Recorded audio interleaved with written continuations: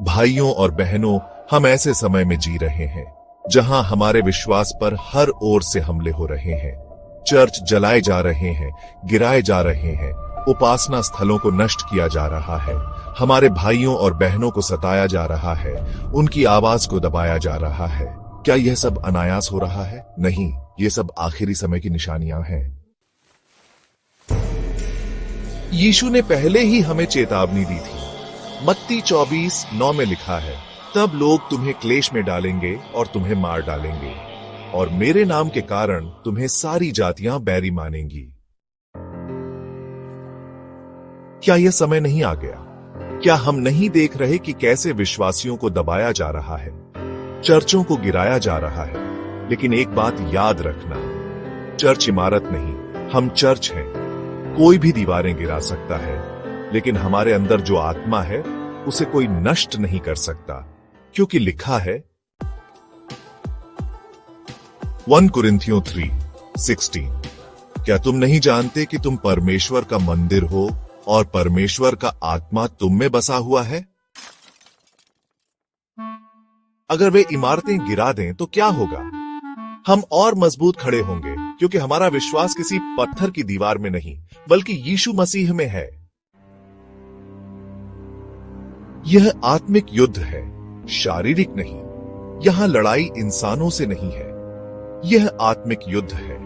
शैतान जानता है कि उसका समय कम है, इसलिए वह हर संभव तरीका अपनाकर चर्च को चुप कराना चाहता है।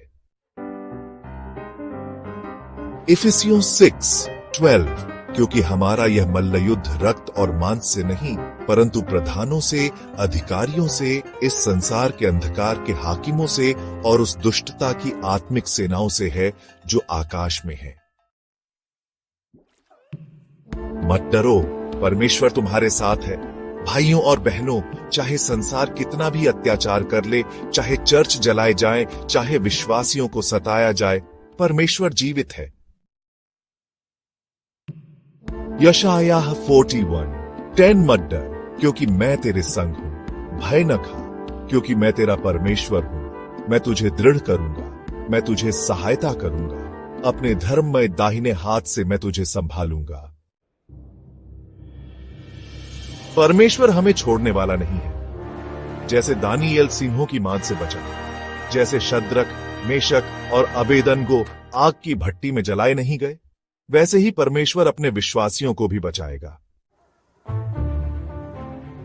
यह सताव अस्थायी है, लेकिन परमेश्वर की विजय हमेशा की है। शैतान को लगा कि जब यीशु को क्रूस पर चढ़ाया जाएगा तो सब खत्म हो जाएगा, लेकिन 3 दिन बाद मृत्यु पर जय पाकर वह जी उठा। मैं अपनी कलीसिया पर अपनी नींव रखूंगा और अधोलोक के फाटक उस पर प्रबल न होंगे। मत्ती 16:18। हिम्मत मत हारो, विश्वास बनाए रखो। भाइयों और बहनों, यह समय डरने का नहीं, बल्कि परमेश्वर के और करीब आने का है। जब संसार चर्चों को तोड़ रहा है, हम अपने विश्वास को और मजबूत बनाएंगे। जब वे बाइबल जलाएंगे, हम अपने दिलों में इसे और ज्यादा लिखेंगे। जब वे हमें रोकने की कोशिश करेंगे, हम और अधिक मसीह का प्रचार करेंगे। क्योंकि अंत में विजय हमारी है, क्योंकि विजय परमेश्वर की है। यशायाह 54:17, कोई भी हथियार जो तेरे विरुद्ध बनेगा सफल न होगा।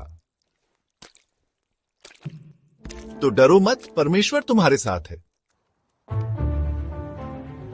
अपनी जिंदगी बदलो, समय बहुत कम है। भाइयों और बहनों, समय बहुत कम है। हम इस दुनिया में ऐसे जी रहे हैं जैसे हमारे पास बहुत समय हो, लेकिन क्या हम सच में तैयार हैं? प्रकाशित वाक्य 22:12, देख, मैं शीघ्र ही आने वाला हूं और हर एक को उसके काम के अनुसार बदला दूंगा। यीशु कभी भी आ सकते हैं, लेकिन क्या हम तैयार हैं? हम जीवन की चिंताओं में खो गए हैं, धन दौलत, मनोरंजन और सांसारिक इच्छाओं में उलझ गए हैं, पाप को हल्के में ले रहे हैं, सोच रहे हैं कि बाद में सुधर जाएंगे। लेकिन क्या हम जानते हैं कि हमारा बाद में कभी आएगा भी या नहीं? आज ही अपने जीवन को यीशु को सौंप दो, पाप से मुड़ो, क्योंकि कल का कोई भरोसा नहीं। जो कुछ भी इस दुनिया में है सब नष्ट हो जाएगा, लेकिन जो मसीह में है वह सदा जीवित रहेगा। 2 कुरिन्थियों 6:2। देखो, यह स्वीकार किए जाने का समय है। देखो, यह उद्धार का दिन है। यीशु बुला रहे हैं। क्या तुम सुन रहे हो?